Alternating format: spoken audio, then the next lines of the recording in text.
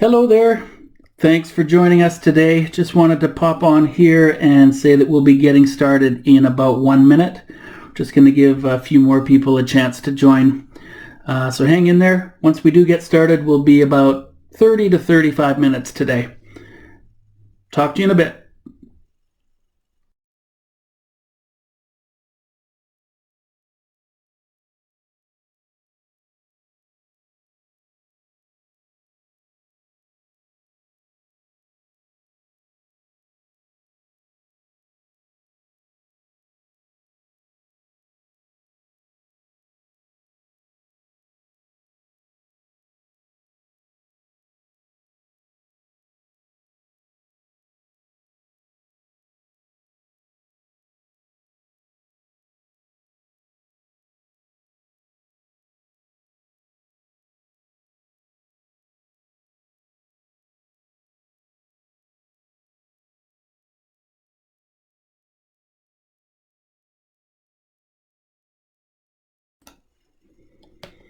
Okay, let's get started. Hello everybody, this is Elliot Pister from Magnetracks. It's a pleasure to join you today to talk about something that we're really excited about launching, and that is the all-new search portal that comes with every level of Magnetracks subscription. So with Search Portal, what this gives you being an artist or a producer or a library, publisher, label, anybody with a large catalog or medium-sized catalog of music, the ability to direct license your music through your own search site. So this means that you can create licensing rules, set pricing, and set a bunch of other characteristics about your catalog and how you want to share it with the public, and invite people to come and help themselves to search, create playlists, and license music without any friction from you. So basically, without any need to reach out to you, we give the tools to just allow self-serve licensing. So I can see, just looking at the attendee list here, we've got a couple of existing clients. We've got some people that are on trials and some names that I don't recognize. So I think what we'll do is just walk a little bit through what Magnetracks is to give some context. And then we're going to do a deep dive into the new search portal features that we are introducing today. So just real quickly, I'm going to go through a little intro of what Magnetracks is. And if you're uninitiated, it's basically a cloud-based system for managing your catalog, your metadata, your rights holders, basically all of your music and everything that you do with it. So within that, we also give a platform for you to be able to collaborate with co-writers, with clients, with other rights holders. Magnetracks is meant to be a platform for artists that have a catalog they're trying to monetize, all the way up to larger production music libraries, publishers, record labels. There's different packages that we offer for each group. We like to look at the sort of a music platform. We think that one of the main features is that it should be able to take you from inception to release and distribution. So rather than just approach it like, okay, you've got finished releases, what do you do with them? Magnetracks covers that whole music life cycle.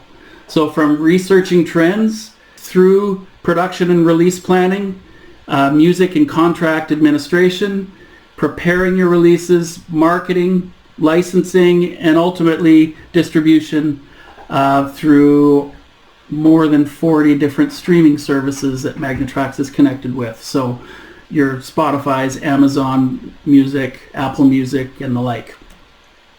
So there's a lot to cover, and if you're interested in kind of seeing the wider picture of what Magnetracks can do for you, we've got other webinars, or please just reach out directly to us and we'd be happy to give you a more tailored tour. Today we will be focusing on what is new with Magnetracks, and that is the search and licensing portal. So we see this as one cog in the wheel, where Catalog management and rights holder management is key. CRM is key. The ability to collaborate internally or with your clients, opening up a dialogue, sharing playlists, that kind of thing. Digital distribution, I mentioned AI. We also offer tools for promoting through social channels and through email campaigns. And being able to take all of that information, all of that activity, and making some sense of it through nice, usable dashboard analytics. So all of these are features of Magnetracks. Again, today we're just talking about our search and licensing portal. So up until now, if you've been a Magnetracks client, you know that it's really meant to be an internal system where you'd log in, you'd do your work, and maybe you'd invite your co-writers, or as a publisher, you may invite your artist network to submit demos and that kind of thing. Until today, where we are now launching this and making it a public platform for you to invite anybody you like to license music. That might be production companies, film and television clients. It may be YouTube influencers or anybody that is a content creator that needs licensable music for their work. They're all now part of the picture with this search portal. So what I'll be showing here briefly is the search site itself and how it works. And then I'll be focusing a lot on the controls that you have as an administrator over granting access. How wide open do you make your site? Some of the tweaking that you can do to the appearance and the layout of the site. And then maybe perhaps more importantly is setting licensing terms, creating those license agreements, and setting pricing. So we'll walk through that. Payment processing through PayPal. Again, hands-off approach. And then I'll also be showing how this whole experience is connected in with the Magnetracks CRM features. So you can do follow-up campaigns, activity tracking, and basically follow the behaviors of all of your clients. What did they like? What didn't they like? That kind of thing. We'll spend a little bit of time creating and sharing out branded playlist for somebody you're inviting to, into your catalog. And then lastly, I want to talk about some of the analytics that you're going to get regarding engagement. So plays, clicks, views, downloads.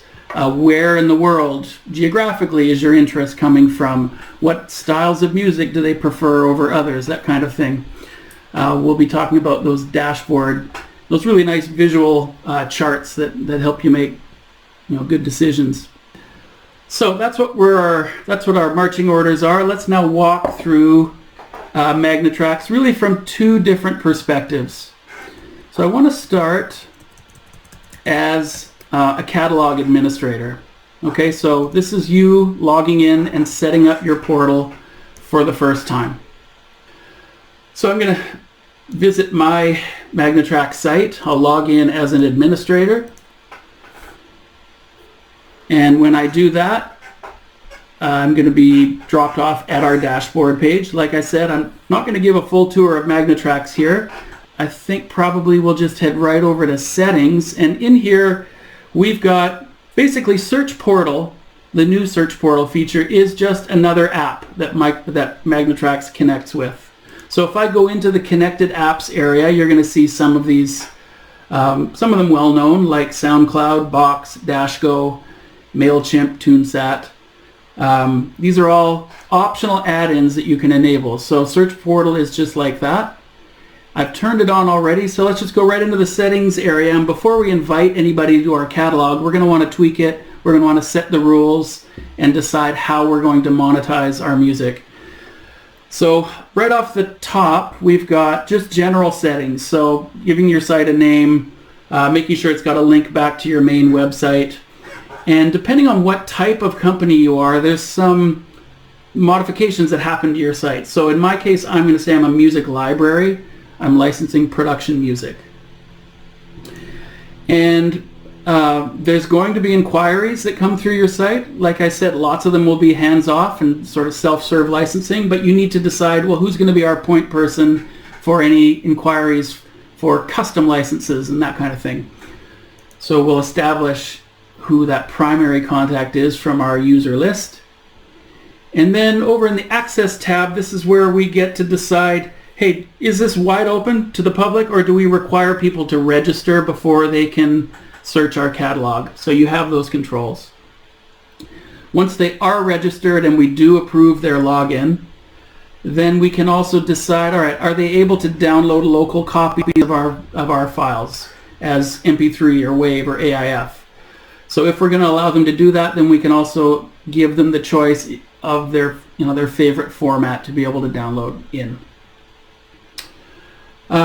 In the search tab, we get to kind of tailor the search a bit. So a lot of people, they start off with a small catalog. You don't necessarily want to advertise that you only have 16 tracks in your catalog, so you can turn off any indication that gives an idea for how extensive your catalog is. And then some things around, what do we consider a new release? Anything on your site that has been newly released is going to have a little banner on it saying it's new. Well, for how long do we want that banner to stick? You're also able to put a search bar wherever you want. So on your main website, you can embed a search widget that will allow you to just, from your main site, launch a search, takes them directly to your catalog with results already run. Tabs allows us to tailor what shows up in our navigation bar at the top here. So do I want to allow searching of all these different types of things? Do I have my own naming conventions? So maybe rather than tracks, I'm calling it songs or just music. I can update these and now it changes my navigation strip. Now sharing is really where the rubber hits the road. So this is where we decide, all right, of all the tracks in our catalog, what do we want to promote on the portal? So there's going to be albums, there's going to be songs that are in different stages of completeness. So like I mentioned earlier, Magnetracks takes you from basically demo to release ready track, stepping through several stages. So if I just leave this page for a minute and I go into my all tracks area, you're going to see that there's a status column here. So many of these are active, meaning they're ready to go, everything's in place. Some of these aren't yet. So I see this one needs documents. So if I went into the details, I'd see what document I'm missing. I've also got one here that needs masters. So we don't have all the master files yet. Only the tracks that are in an active status can you add to the portal, which makes sense. But even within that, I may decide, look, there's certain catalogs, there's certain albums, there's certain tracks that I just want to pull off. So you can, from this screen, decide, all right, I want to remove this Broadway Buzz catalog. And you see that it also removes the albums, it also removes the tracks for that catalog. Or I can be really surgical about it and say, look, I just want to get rid of this one. It looks like it's not a real track, test 5. I want to get rid of It's Never Enough. And then I can publish, and that becomes my online catalog. Okay, so you have really tight control at the catalog, at the album, and at the track level of what's showing to the public. Now, maybe the most important aspect of all of this is, what am I going to charge? What are my terms? What is the agreement that I'm expecting visitors to acknowledge? So on this screen, I have licensing options. So there's some generic things like, hey, what currency do I work in? So all my pricing will be in this currency, and PayPal will, of course, convert it to your home currency when you license something. What's my sort of default full track license fee? So when I create a new license type in a minute, this will just be the default it starts at. I can override it, of course. Do I want to offer a partial fee, license fee? So some production music libraries in particular offer a 30-second fee where the usage is just going to be short. And so maybe there's a reduced pricing for a 30-second license fee. I can decide if I want to offer that or not. And then I just provide my PayPal merchant account email address. Of course, PayPal merchant accounts are free. They charge a small transaction fee. I don't remember the current rates, but it's competitive. And then down beneath here is where I actually set up the different types of licenses I'm going to offer and what each one means. So for example, my sort of cheapest license here is a $29 license that gives you internet usage, standard license internet usage. So I have to go through and decide, all right, for what usages does this apply? In what territories? So I'm going to say international. And on what media? So in this case, it's internet only. And then I can also decide, well, for, what term is this valid for? Okay, so that's my standard internet usage that I would expect content creators, YouTubers, to use. So when I was setting up these license types, I can build out my own license agreement for each. So there's a standard license agreement that comes out of the box with Magnetracks. It's a pretty generically useful one, but you can of course strip this all out and drag, and copy and paste your own in. But this is the agreement that a licensee is asked to sign. So in here you can tailor this completely to your needs. You can also drop in tags so that it's actually putting in their name, the tracks that they want, their company, the expiry date, all those things. So I can choose from these different tags to put into the agreement and basically make it my own. Okay, so every type of license here has its own agreement that I can tailor to that need. Okay, and then once I'm done with that, I would update my rules, and now I'm ready to go. So why don't we flip over to what the general public, what your clients would see as they visit your catalog.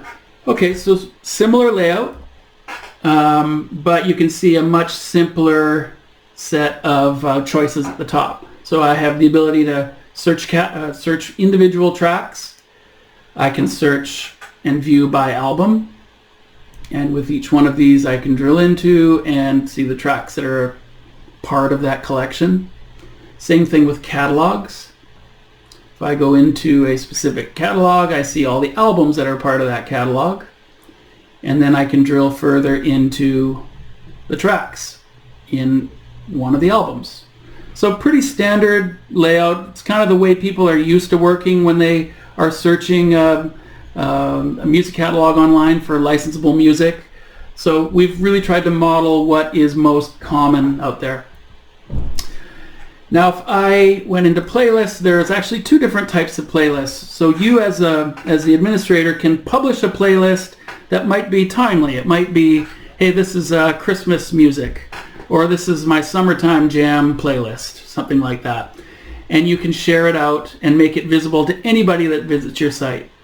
You'll also see later how we can create a personal playlist and send it to just one specific person. Those don't show up in the public lists. So for that, let's pretend I'm a regular licensee. I visit this catalog a lot. I've registered, and now I'm going to log in and see what's new with this Greengate catalog. Okay, so when I log in here, you see I've got, here we go. Okay, so I've got some tracks that I've favorited. See the little hearts here? This is basically my shopping cart of songs that I like. So I can go up into the My Favorites area here, and it'll just bring up a list of the ones I've shortlisted. I can also create my own playlists. I can view playlists I've been sent, and for example, I can take a look at one of these playlists. Okay, there's one track on this one, not terribly useful. And then the third thing would be, hey, these are the tracks I've licensed in the past. So view my licenses. In here I can come in at any point. I can download any version I want, and I can convert them on the spot because we've made that option available, if you remember. And let's say, all right, I want the full version at 256 kilobit MP3 and download that. So I've got the ability to download and convert to any of my favorite formats here for the tracks that I've licensed. So I'll come back to this in a little bit once we walk through the licensing process. But for now, it's basically a catalog you can search. So there are the typical search options you'd expect. There's, free-form searching, like if I said, hey, I'm looking for fun, happy, well, let's just start with happy. Maybe carefree is a keyword that matters to me. Okay, I see there's 5 results for that. Well, I want happy, carefree, but no guitar. So I'll say minus guitar, and I see there's 1 track that fits that search. So I can do wildcard searching up here, or another option I have is to use the filter panel on the left. And let's say, well, there's a certain artist in here that I'm fond of, and his name's Jonathan Weiss. And I know that he does dramatic tunes. So let me go into category and pick drama. And it'll refresh my search, and there's a couple of tracks here that I like. So that's another way to search. Maybe I'll even just filter it further and say, look, I'm looking for at least 106 BPM. And now I'm down to 1. And then the other option is using what we call the, we've got mood selector and category selector panel that comes up here. So if I click on moods, I can just see what moods are available in the catalog. So I'm not going to bother picking spiritual or strange. I know there aren't any tracks that match that. So I'm getting prompted here with where I would find results. Once I eventually do find music that I like, then I'm going to either want to add it to my own playlist. So by bringing in the playlist panel, I can create my own, drag tracks onto it.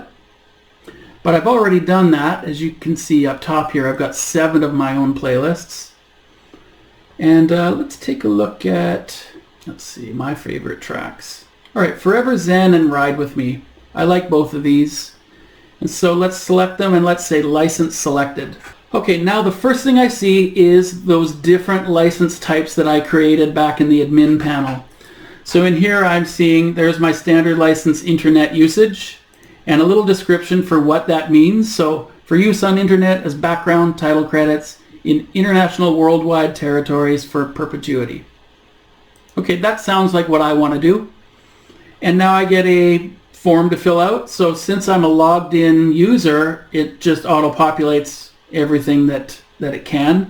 And all I need to do now is say, all right, this is several webisodes of some show. And then I give a little additional information here about that project. So you'll see in a minute that basically by submitting my information here, that's going to feed our CRM system. So it's going to create a new contact for Roger. It's going to create the company that he works for, and it's going to create a new opportunity, which is, hey, potentially he's going to license some music. So just in case I bail out before I pay, you still want to capture that somebody was curious about certain songs, so you can follow up with them later and maybe see what didn't quite work for them or whatever. So for now, let's say, all right, that's good, I'm ready. And now I get that license agreement, and it's all been auto-populated with my information. So I have to scroll to the bottom of this and agree to it, and I'll get a hard copy of this when I'm done. So this is their acknowledgement of the license terms. Next step for me is to basically, just like any shopping site, you're going to review your cart, and you're going to decide, yeah, do I still want these tracks? Are these the ones that I meant to license? And I also get to choose, in this case, between the 2 different license types I offer, the full-length version, or maybe I just need the 30-second version. And so now I go through the checkout process. And that's going to redirect me through to my PayPal account. And I'll just log in through PayPal. Let's do that. Once payment has been acknowledged, it's going to steer me back, and we'll give it a second. So a bunch of things have happened in the background now once I make that successful payment. And then I get dropped off at this page, which is basically showing the 2 tracks I've just licensed.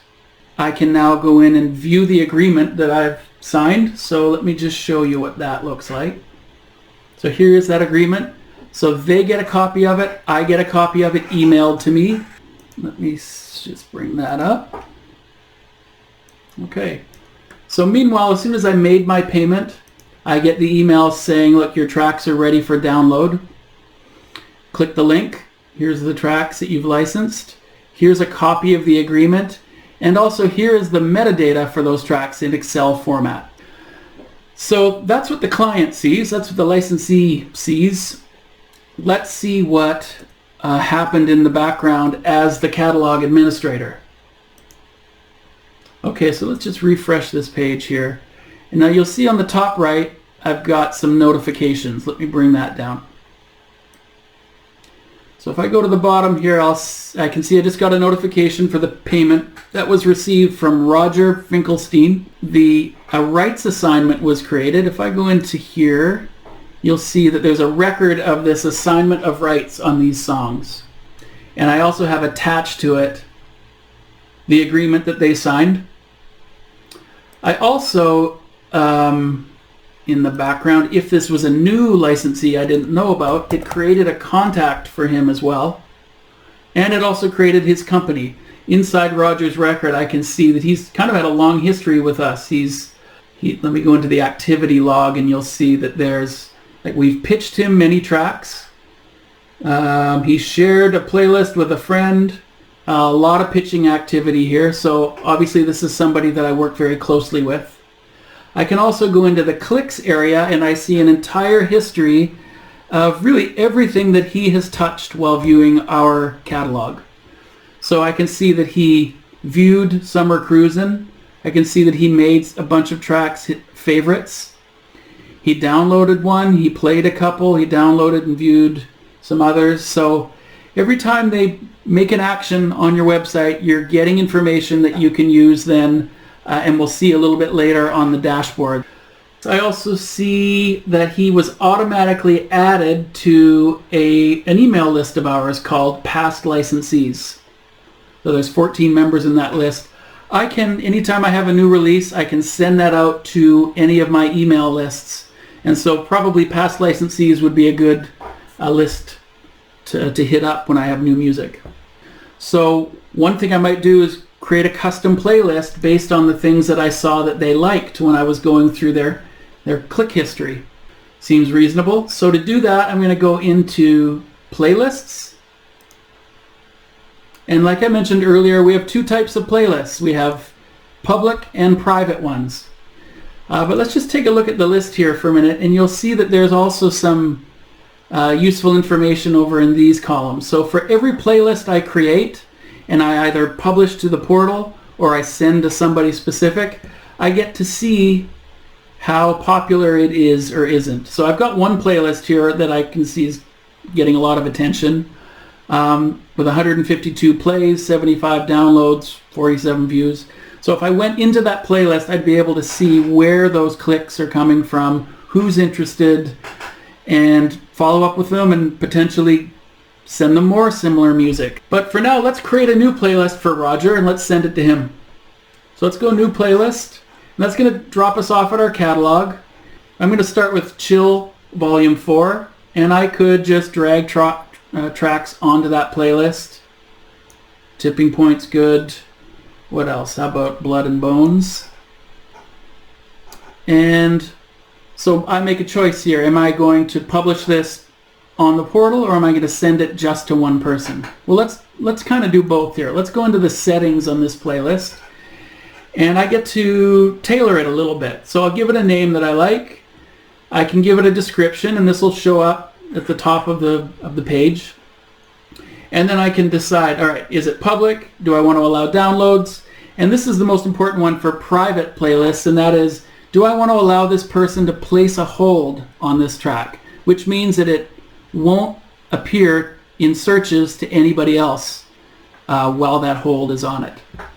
And then I can choose if I want to give it a nice image or upload my own artwork, I can do that. So let's just pick any image here and save that. So now let's send that playlist to Roger. So where was it now? Chill Volume 4. Let's go in here. Let's go send playlist.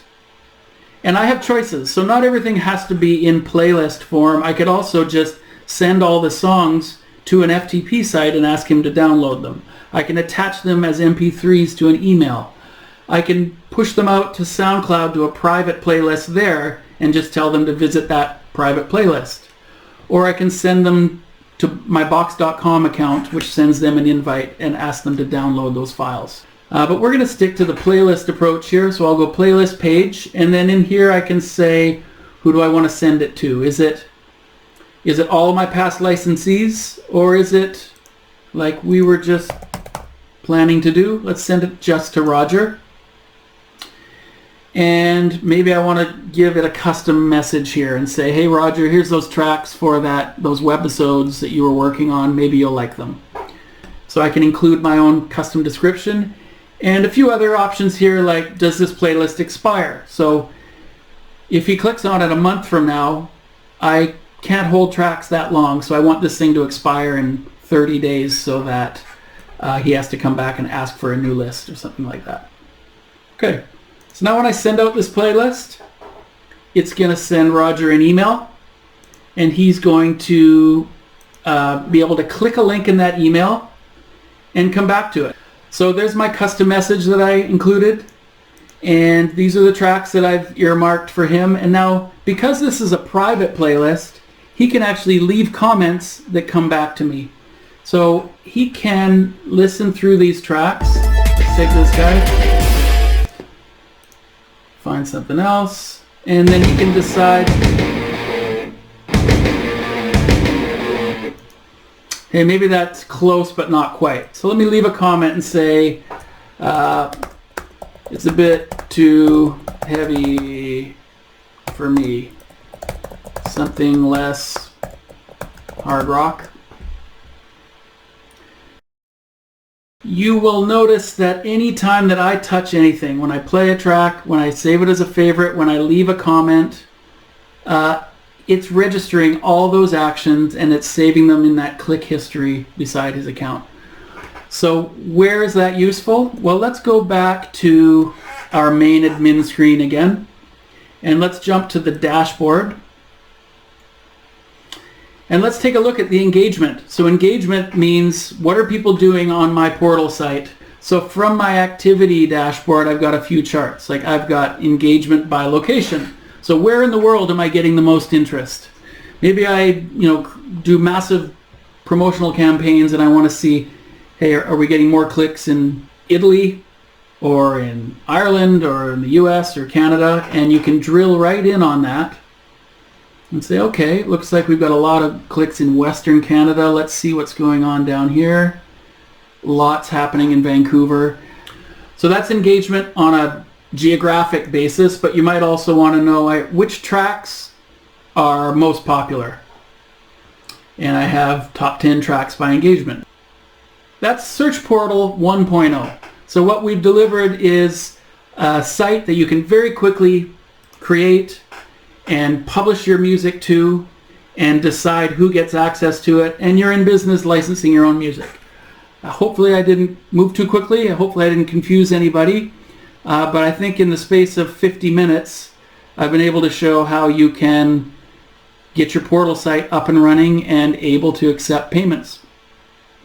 If you have more questions or you'd like a tailored tour like I mentioned in the beginning, happy to do it. Please just email us at support@magnetracks.com and we will be thrilled to talk to you one-on-one. So that's all for now. Thanks very much, everybody. Have a great day.